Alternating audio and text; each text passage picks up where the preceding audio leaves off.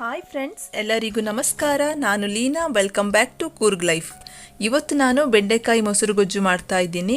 ಯಾವಾಗಲೂ ಒಂದೇ ರೀತಿಯ ಸಾರು, ಪಲ್ಯ ಹಾಗೆ ಹೆಚ್ಚು ಮಸಾಲೆಗಳನ್ನು ಬಳಸಿ ಮಾಡಿರುವ ಅಡಿಗೆನ ತಿಂದು ಬೋರಾಗಿದ್ದರೆ ಈ ರೆಸಿಪಿಯನ್ನು ಒಂದ್ಸಲ ಟ್ರೈ ಮಾಡಿ ನೋಡಿ. ತುಂಬಾ ಚೆನ್ನಾಗಿರುತ್ತೆ.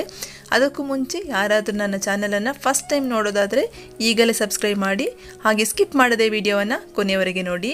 ಈಗ ಬೆಂಡೆಕಾಯಿ ಮೊಸರು ಗೊಜ್ಜು ಮಾಡೋದು ಹೇಗೆ ಅಂತ ನೋಡೋಣ ಬನ್ನಿ. ಇಲ್ಲಿ ಮಸಾಲೆ ರುಬ್ಬೋದಕ್ಕೆ 3 ರಿಂದ 4 ಎಸಳು ಬೆಳ್ಳುಳ್ಳಿ, ಹಾಗೆ ಅರ್ಧ ಇಂಚು ಶುಂಠಿ, ಖಾರಕ್ಕೆ 3 ಹಸಿಮೆಣಸು, ನೀವು ಖಾರ ನೋಡಿಕೊಂಡು ಹೆಚ್ಚು ಕಡಿಮೆ ಮಾಡ್ಕೊಳ್ಳಿ, ಹಾಗೆ 1 ಹಿಡಿಯಷ್ಟು ಕೊತ್ತಂಬರಿ ಸೊಪ್ಪು, 1/4 ಕಪ್ನಷ್ಟು ತೆಂಗಿನಕಾಯನ್ನು ಹಾಕ್ಕೊಂಡು ಸ್ವಲ್ಪ ನೀರನ್ನು ಹಾಕಿ ಗ್ರೈಂಡ್ ಮಾಡ್ಕೊಳ್ತೀನಿ.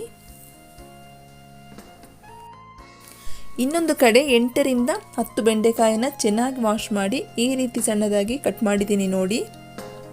ಇದಕ್ಕೆ ಸ್ವಲ್ಪ ಎಣ್ಣೆ ಹಾಗೆ ಉಪ್ಪನ್ನು ಸೇರಿಸಿ ಚೆನ್ನಾಗಿ ಫ್ರೈ ಮಾಡ್ಕೊಳ್ಬೇಕು. ಇಲ್ಲಿ ಬಾಣಲೆ ಬಿಸಿಯಾಗಿದೆ ನೋಡಿ.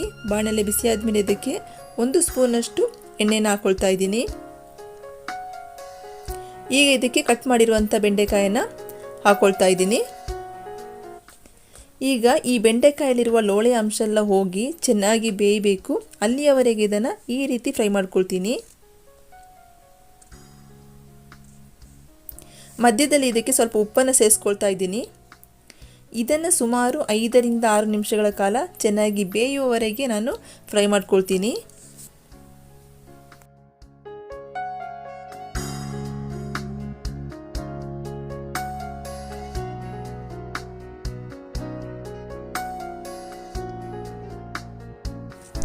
ಇಲ್ಲಿ ಬೆಂಡೆಕಾಯಿ ಚೆನ್ನಾಗಿ ಬೆಂದು ಇದರಲ್ಲಿರುವ ಲೋಳೆ ಅಂಶ ಹೋಗಿದೆ ನೋಡಿ. ಇದನ್ನು ಈಗ ಬೇರೆ ಪಾತ್ರೆಗೆ ತೆಗಿತಾ ಇದ್ದೀನಿ. ಇಲ್ಲಿ ಬೆಂದಿರುವ ಬೆಂಡೆಕಾಯಿಗೆ 1 ಕಪ್ನಷ್ಟು ಮೊಸರನ್ನು ಹಾಕೊಳ್ತಾ ಇದ್ದೀನಿ. ನೀವು ಮೊಸರನ್ನ ಬದಲು ಬೇಕಿದ್ರೆ ಮಜ್ಜಿಗೆಯನ್ನು ಸೇರಿಸ್ಕೋಬಹುದು. ನಾನಿಲ್ಲಿ ಮೊಸರನ್ನು ಹಾಕೊಳ್ತಾ ಇದ್ದೀನಿ.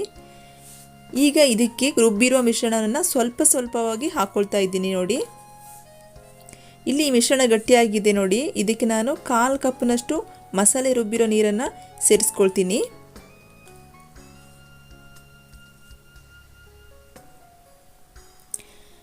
ಇದನ್ನು ಈಗ ಚೆನ್ನಾಗಿ ಮಿಕ್ಸ್ ಮಾಡಿ ರುಚಿ ನೋಡಿಕೊಂಡು ನಾನು ಉಪ್ಪನ್ನು ಹಾಕೊಳ್ತಾ ಇದ್ದೀನಿ.